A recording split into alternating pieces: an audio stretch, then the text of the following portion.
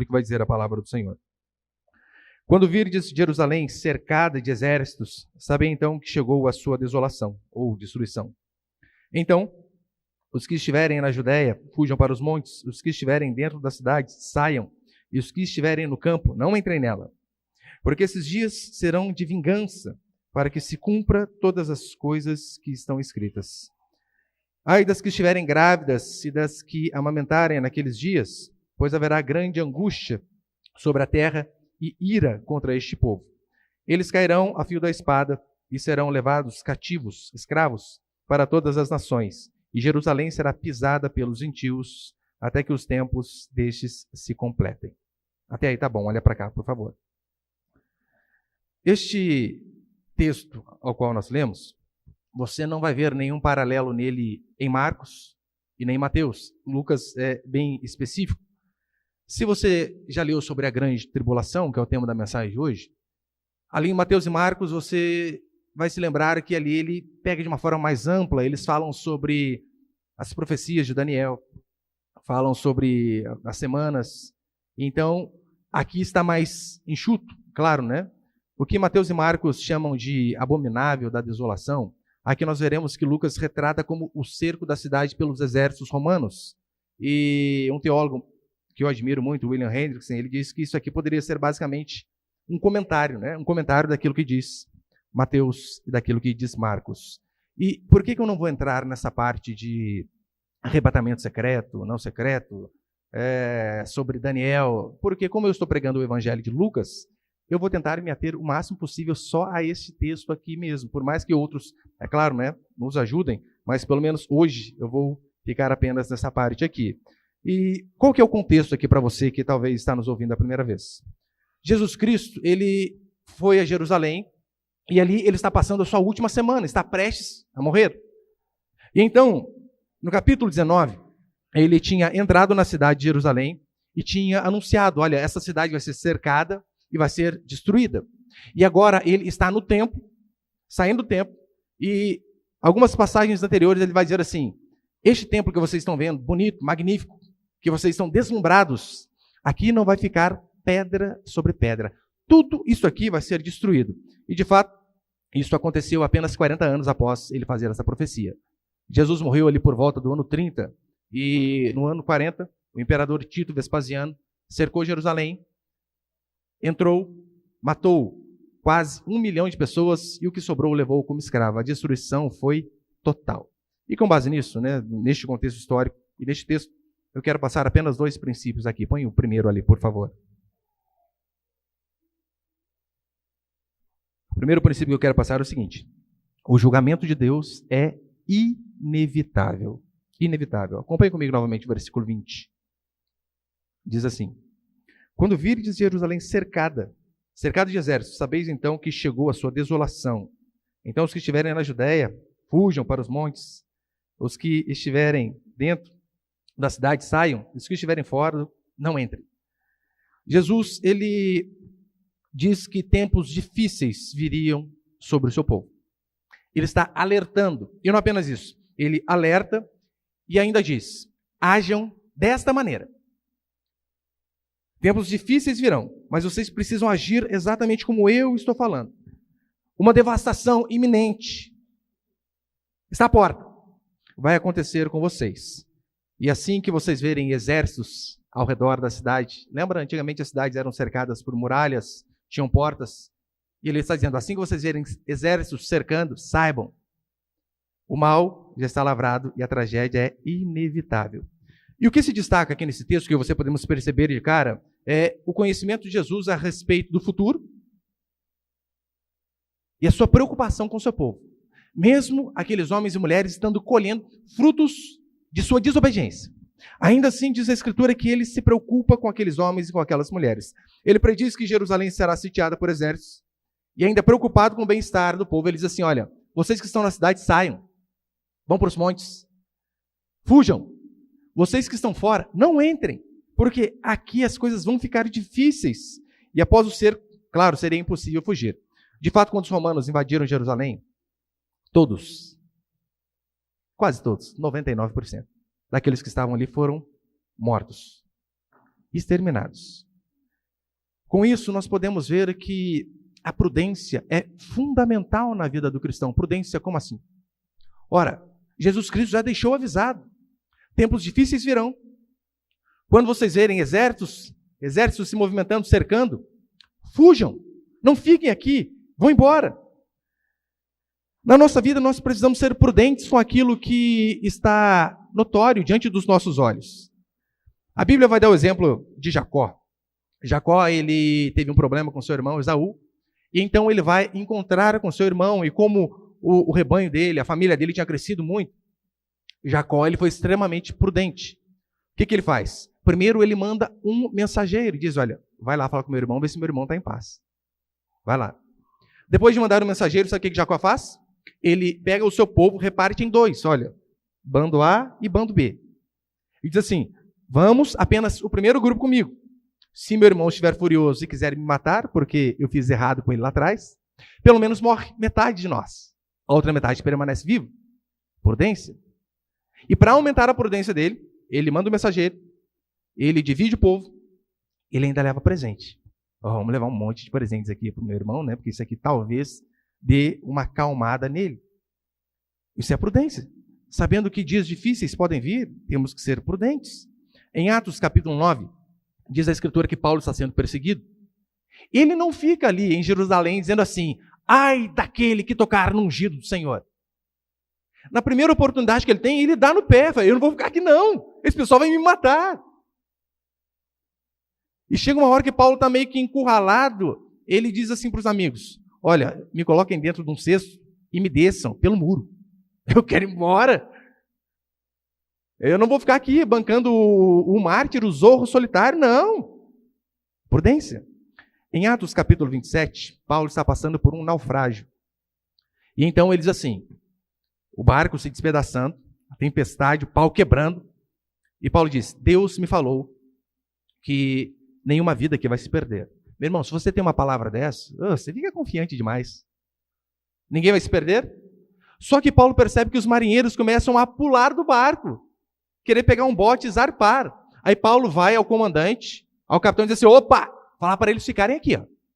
Deus vai salvar todos nós. Só que eu entendo de oração e de Bíblia. Quem entende aqui de mar é eles. Não deixe eles embora. E o comandante não deixa eles fugirem e por conta disso todos acabam sobrevivendo. Você consegue perceber que crer em Deus, ter fé, não nos faz imprudentes? É loucura. Esses crentes que dizem que não precisam ir ao médico. Se eu não me engano, uma das filhas do Pelé, ela estava com câncer e ela disse assim, não vou ao médico, Deus vai me curar. Deus vai me curar. Morreu. A nossa fé não está desassociada dessas coisas. Ou, melhor, uma ilustração que talvez exemplifique é a seguinte. Conta que uma vez um homem estava no seu caiaque e de repente ele naufragou e estava ali boiando no mar. E então ele, cristão que era, disse, Deus me salva. Aí então ele vê passando um barco de médio porte, o barco se aproxima e joga uma boia e diz, segure a boia, venha. Ele diz, não, Deus vai me salvar. O barco vai embora. Passa um pouquinho, vem um transatlântico do lado. Joga uma boia e diz, rapaz, vem aqui para cima, você vai morrer aí no mar. Ele diz, não vou, Deus vai me salvar. O navio vai embora. Passa um pouco, vem um helicóptero da marinha e diz, rapaz, olha, desce com um resgate, com um bombeiro, vamos embora. Ele diz, não, Deus vai me salvar. Resumindo, morreu. Ele chega bravo no céu dizendo, Deus, confiei fielmente em ti, e o Senhor me deixou morrer? Aí Deus responde, rapaz, mandei barco, mandei transatlântico, mandei até helicóptero, morreu porque você quis. Eu sei que é apenas uma ilustração, mas a prudência é fundamental na vida dos cristãos. Deus cura, claro, mas procure médico. Deus deu sabedoria a eles, Deus provê, Deus nos sustenta com toda certeza. Mas acorde cedo, trabalhe duro, de forma honesta e até tarde. E detalhe, gaste menos do que você ganha. É só assim que você vai prosperar. Não há mágica, campanha da prosperidade. Querido, esquece. Normalmente essas campanhas para você ser próspero e ganhar dinheiro, você tem que dar dinheiro, você percebeu? É fora de lógica, né? A campanha da prosperidade que eu acredito é essa. Acorde cedo, trabalhe duro e gaste menos que você ganhe. Assim você vai ser próspero. Mas aqui Jesus Cristo ele vai dizer que o julgamento de Deus é inevitável. Por quê? Jesus ele mostra àquelas pessoas o que elas deviam fazer, de forma bem explícita. E ainda assim, milhares desobedecem. Não ouvem a sua voz. Não vão para os montes. Não saem da cidade. E uns que estão fora entram novamente. Essas pessoas que não deram ouvidos àquilo que Jesus disse, pagaram um alto preço. Um alto preço. Como eu disse para vocês. Alguns poucos foram selecionados e levados como escravo. Esses foram os que se deram melhor. Os outros, todos morreram. Para você ver que não há outro caminho para os desobedientes, a não ser a desgraça, a não ser o sofrimento, a não ser a dor. Esses homens e mulheres tinham uma ordem clara de Jesus Cristo. E mesmo assim, teimaram em desobedecer. Na nossa vida também, esse princípio segue se aplicando constantemente. Há mandamentos explícitos para mim e para você. Há caminhos que são fáceis de perceber, basta você ler a Escritura. Para que você seja livre de um mal maior. Toda vez eu dou esse exemplo, mas faço questão de dar de novo. Uma vez, estava uma moça aqui na igreja, uma adolescente, desesperada para casar. E eu dizia a ela, espera, calma. Pastor, mas o rapaz é lindo. Branquinho, de olho claro, onde acharei outro?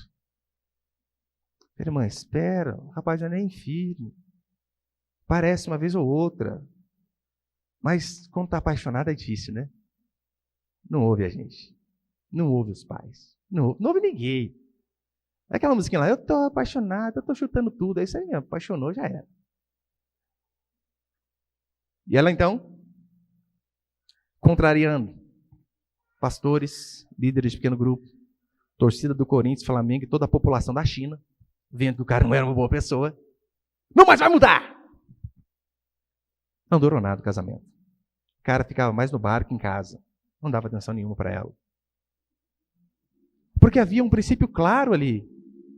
Primeiro, o cara não é firme com Deus. Segundo, o cara não gostava de inchado, não gostava de trabalho. Queria dar ali. Tudo que é trabalho. Isso aqui não dá. Isso aqui é muito pesado.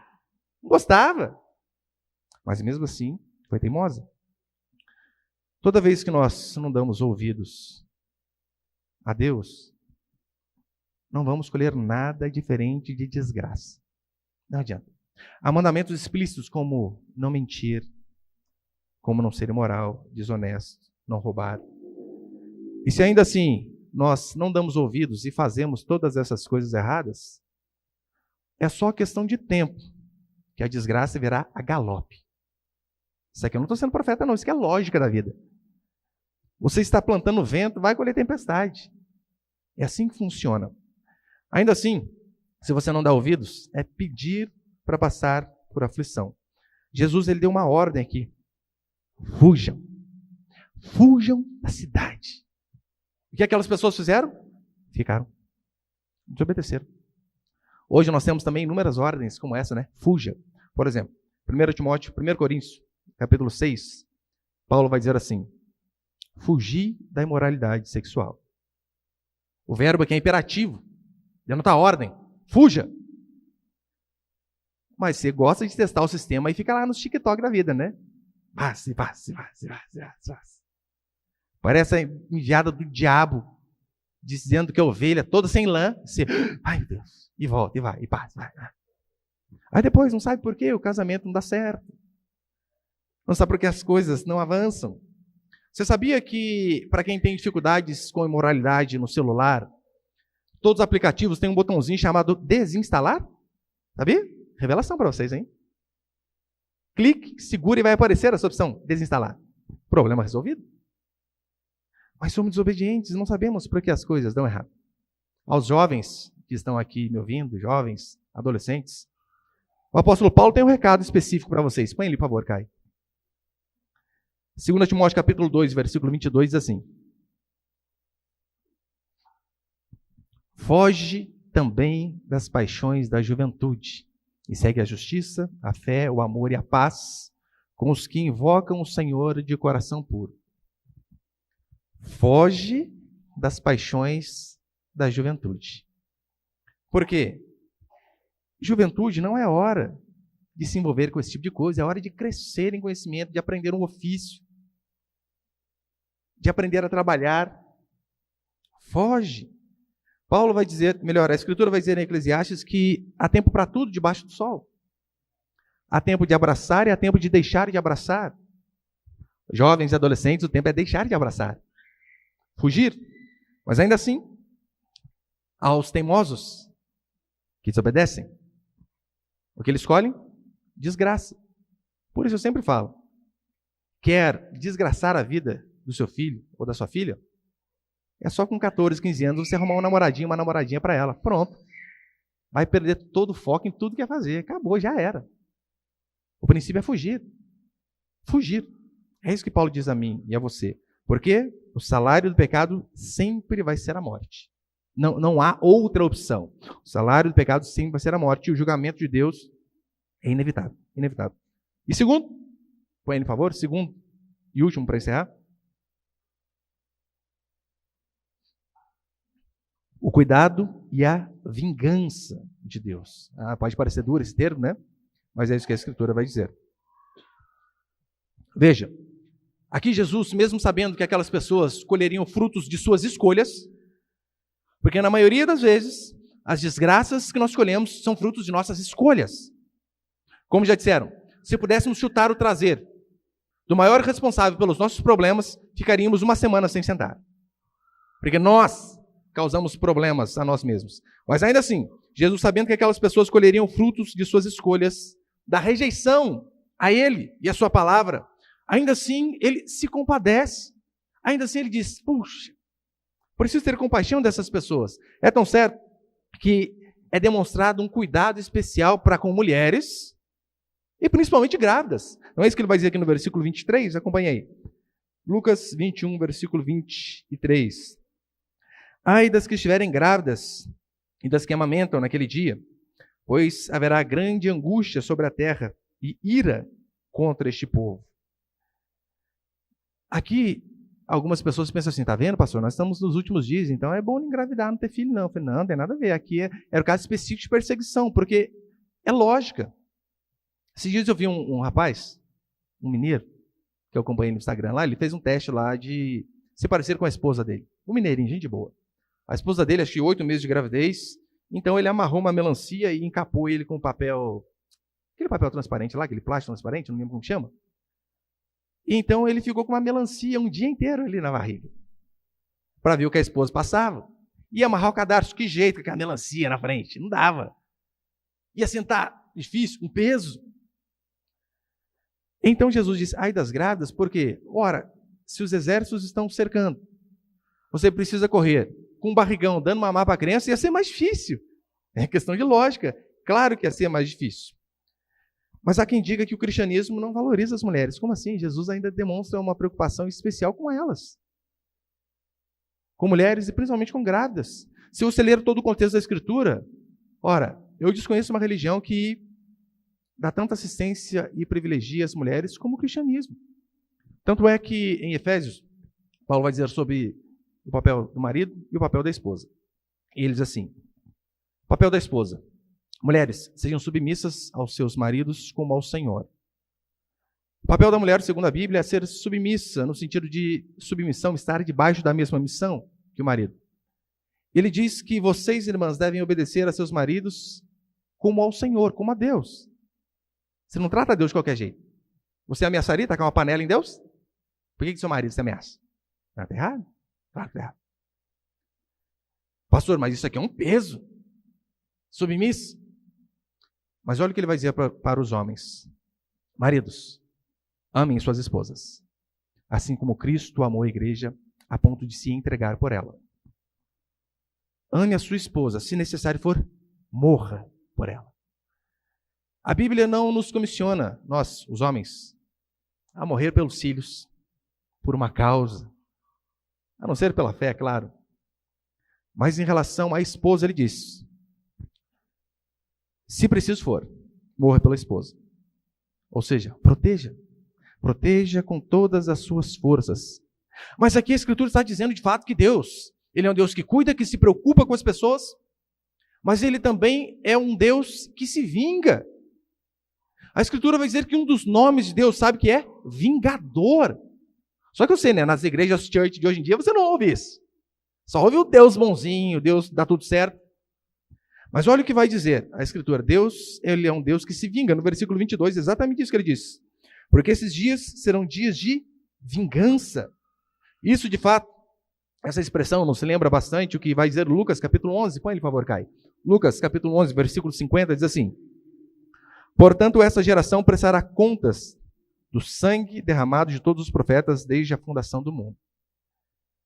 Jesus, ele está dizendo assim: eu por diversas vezes enviei homens para que falassem da parte de Deus a vocês, para que mostrassem a vocês o caminho certo, o caminho do arrependimento e o caminho que vocês deveriam seguir. Vocês rejeitaram a maioria deles. Alguns vocês mataram, crucificaram, não deram ouvidos e continuam não dando ouvido até hoje. Então ele diz de forma bem explícita: por conta de vocês não darem ouvidos a esses homens que eu enviei, vingança virá sobre vocês. Desgraça virá sobre a vida de vocês. Jesus, ele foi enviado com uma mensagem de amor e graça, mas ele foi rejeitado principalmente pelos líderes religiosos. E por conta disso ele diz: vocês não deram ouvidos, pagarão um alto preço. No capítulo 19 ele diz: vocês perderam a oportunidade da visitação. Ou seja, eu vim em pessoa. Eu mostrei o caminho. Antes de mim, outros vieram. Depois de mim, continuam vindo. Mas vocês são teimosos. É por isso que o termo que a Escritura usa é povo de dura cerviz, de cervical, né? que não se dobra. Continua enrijecido e duro. Aquelas pessoas tiveram a oportunidade de ouvir a mensagem, de se arrepender dos seus pecados. Não deram ouvidos. Por este motivo, Deus não as terá como inocente no dia do juízo. Claro que não. E da mesma forma vocês que estão ouvindo aqui hoje. Claro, todos, sem exceção. Pastor, mas é a primeira vez que eu ponho o pé dentro de uma igreja evangélica. Muito bom. A partir de hoje você vai ser cobrado, e muito, por conta desse dia. Porque, da mesma forma, você está tendo o privilégio de ouvir a palavra de Deus através de um homem falho como você. E se você teimar em fazer assim como essas pessoas fizeram, não obedecer, não espere colher outra coisa, que não seja juízo. Não espere. Se mesmo assim vocês optarem por permanecer no erro, por não mudar, é certo que angústia, sofrimento, tempos difíceis e no final a condenação eterna sobrevirá sobre todos aqueles que não dão ouvidos à palavra do Senhor. Vocês talvez durante muito tempo, vocês acreditaram num Deus que não é o Deus da Escritura. Um Deus que fala só sobre amor, porque hoje em dia, no meio cristão, você falar sobre Deus punir, você é taxado como discurso de ódio, no meio cristão. E então, você talvez durante anos ouviu que Deus é amor, e é claro que Ele é amor, mas você ouviu apenas esta parte. Isso é um grave problema. Você ouviu só que Deus é amor, que Ele não confronta, que Ele não disciplina, que Ele não pune. E quando você ouve, você diz assim: não, meu Deus não é assim. Exatamente. O seu Deus pode não ser assim. O Deus da Escritura é? Ah, claro que é. Esse Jesus da igreja moderna, esse Jesus gospel, worship, esse Jesus que é o cara, não tem nada a ver com o Deus da Escritura. Isso é apenas um ídolo, como diz o Salmo, feito pela arte e imaginação do homem. Sabia? Ídolo não é só aquilo que é feito de madeira, de gesso. Não. Ídolo é o Deus que você faz apenas com base na sua imaginação. Quando você pega apenas alguns pedaços da Bíblia que você gosta, e então você forma o seu Frankensteinzinho ali e chama de Deus. Deus é amor. Opa, essa parte eu quero aqui. Põe aqui na misturinha. Aqui. Deus pune. Não, esse Deus aqui eu não quero. Já viu aquela Bíblia de promessa, né? Onde tem várias promessas grifadas ali? Aquela Bíblia é excelente para você cometer heresia e para você formar um Deus que não existe. Você não vê ali promessas do tipo assim: a ira de Deus se revela do céu contra toda impiedade e perversão dos homens que sufocam a verdade pela injustiça. Essa parte não é grifada. E a tendência é você não ler. Mas assim, de fato, é Deus. Esse Jesus da igreja moderna é um falso Deus da imaginação de muitos. O Jesus que só fala sobre o céu, sem falar sobre arrependimento. Não é o Deus da Bíblia. É por isso que a síntese, já estou encerrando, o resumo da pregação de Jesus Cristo, os evangelistas, eles resumem 3 anos de pregação em uma frase. Eles dizem que Jesus vinha do Jordão e toda a Judéia pregando a seguinte mensagem: arrependei-vos, porque está próximo o reino dos céus. Eles resumem 3 anos em uma frase. Mas você percebeu que hoje em dia nós costumamos ouvir só a segunda parte? Só o reino dos céus? O arrependimento é quase que tirado da Escritura? Ou seja, eles estão passando para você um Deus manco, um Deus que não existe, um Deus que não passa de um ídolo. Deus é amor, mas Hebreus vai dizer que nós devemos adorá-lo de forma que ele seja agradável, pois o nosso Deus é fogo consumidor. A mesma Escritura que diz que Deus é amor, também diz que ele é um fogo consumidor. E aqui no versículo 24, quando ele vai dizer assim, Lucas 21, 24. E eles cairão a fio da espada, e serão levados cativos para todas as nações, e Jerusalém será pisada pelos gentios, até que os tempos destes se completem. De fato, veio uma desgraça enorme, como eu disse no começo do sermão, sobre Jerusalém. No ano 70, justamente na época da Páscoa, onde a cidade estava mais tumultuada. É basicamente como se fosse o 12 de outubro em Aparecida do Norte, aqui perto de nós. A multidão de gente. E justamente na época da Páscoa, Jerusalém lotado, diz a Escritura que o imperador Tito Vespasiano cerca a cidade.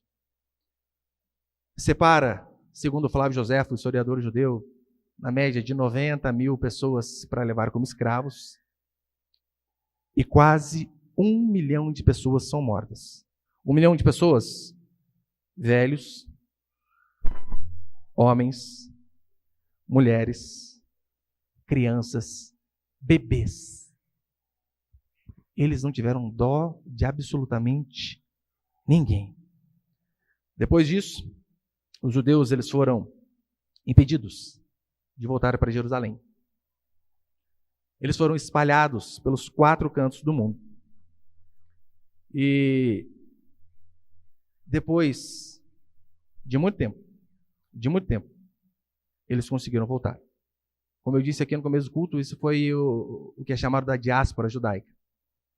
Aquele povo foi disperso por todo o mundo. E então, eles não foram perseguidos apenas pelo Império Romano. Em todo lugar que o judeu tentava se assentar e fazer algo, eles eram perseguidos. Só um exemplo histórico para você, que você deve se lembrar bem. Lembra do Holocausto? 1 milhão de judeus mortos pelos nazistas pelo simples fato de serem judeus. Eles foram, de fato, perseguidos toda uma vida.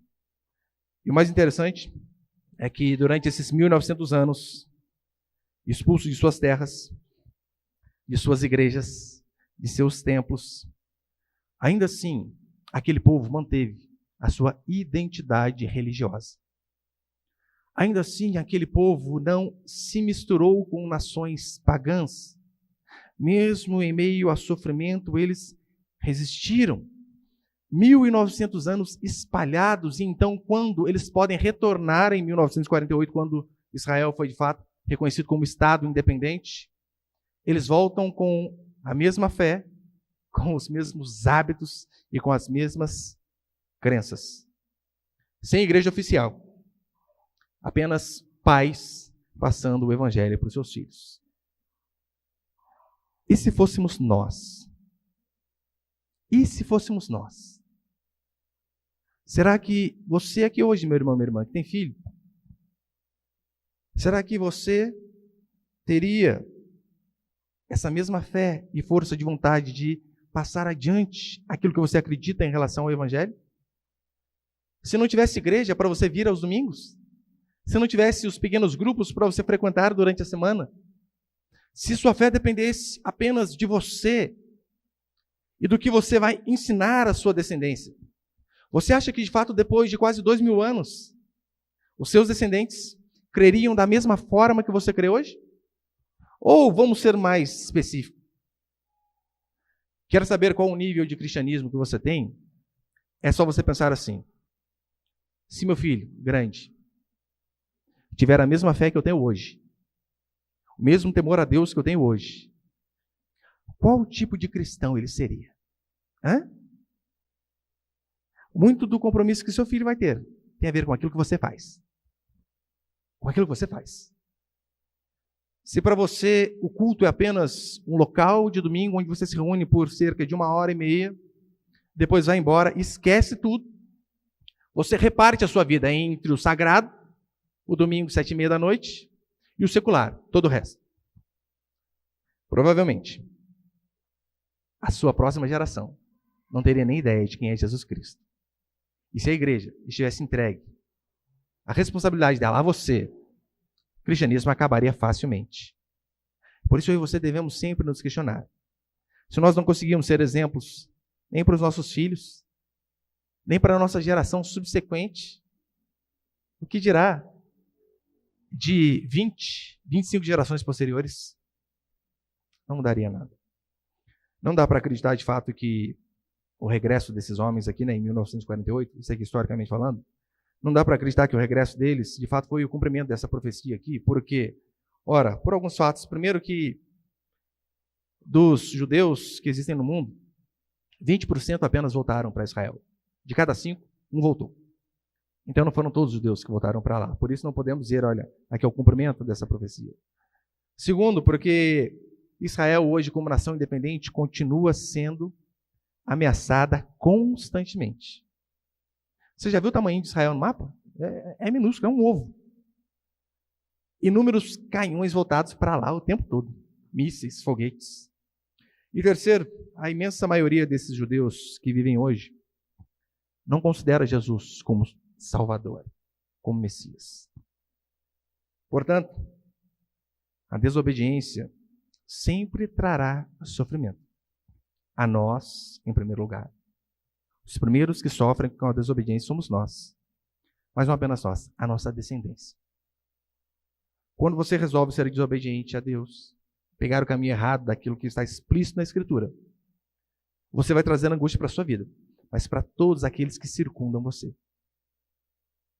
Um pai que, de repente, olha uma moça 20 anos mais nova que a sua esposa, se desespera e adultera, ele não traz desgraça só para ele. Traz desgraça para ele, para a mulher, para os filhos, para os amigos, para todos. Uma mãe alcoólatra não traz desgraça só para ela, para o marido, para os filhos, para as pessoas. É terrível. Da mesma forma que a desobediência nos atinge primeiramente aquelas pessoas que estão ao nosso redor, em contrapartida também é uma verdade soberana na Escritura. Que a obediência a Deus faz com que Ele nos abençoe. E da mesma forma, não abençoe apenas a nós, mas aqueles que estão ao nosso redor. É por isso que o Antigo Testamento vai dizer, aqueles que desobedecem, Deus pune pela segunda, terceira e quarta geração. Mas aos fiéis, Deus abençoa até a 1000ª geração. Reparou que quando a obediência, a bênção é muito maior? Então, se você ama a sua família, se você ama as pessoas que estão ao seu redor, se você se ama pelo menos um pouco, seja obediente ao Senhor, porque só há esses dois caminhos. Obediência e bênção, ou desobediência e desgraça. Esses dois caminhos estão diante de você. Basta que você escolha um deles e seja feliz, ou colha sérias consequências. Amém, meus queridos?